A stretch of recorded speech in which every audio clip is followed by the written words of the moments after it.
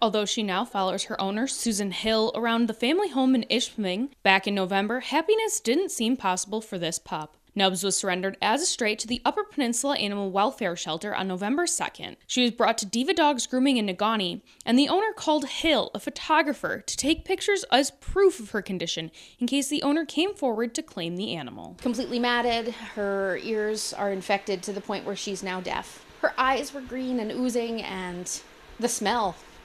There are no words to describe the smell coming off this poor matted little dog. You couldn't even tell what kind of dog she was that day. The conclusion was that the dog had been horribly neglected, but as her nails were trimmed and her fur was shampooed, the dog began to perk up. I started bawling at that point because I was completely in love with this stinky little crippled, sad, sickly, just thought, how could somebody do that to a dog? Hill said she couldn't stop thinking of the dog, so she contacted UPAWS to see if her family could foster the dog. Hill's family then renamed the pup Nubs because her little nubby tail never stops wagging. Nubs and Hill started the road to recovery with short walks down the driveway. By December, Nubs was healthy enough to have ear surgery in Appleton because local veterinarians were not comfortable operating on Nubs' ear condition. It's a pretty steep recovery, but she handled it like a rock star. Because she was still a foster pet at this point, UPAWS footed the $3,500 bill for the surgery. Just 2 weeks later, Nubs became a permanent member of Hill's family. We were able to adopt her on January the 4th from UPAWS, so that takes the financial strain off of them because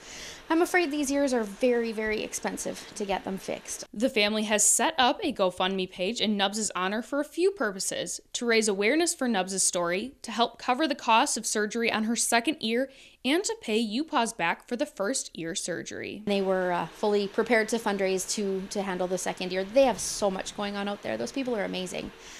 What they did for Nubs is just, there are no words. So I would love to surpass our goal and be able to pay UPAWS back the $3,500 that they put into her. Nubs will undergo her second ear canal ablation this Wednesday. Hopefully, veterinarians will be able to fix her cherry eye as well to avoid putting Nubs under another time. The family is expecting Nubs to make a complete recovery, just like she did with the first ear surgery. But one question remains: what is Nubs' story? I'd love to know the backstory on Nubs. She was found up by Republic, so if anybody knows anything, I would love to know the story. Even if they never figure out her story, Nubs will always be a treasured member of the family. Reporting in Ishpeming, I'm Alyssa Lambert for ABC 10 and the CW5.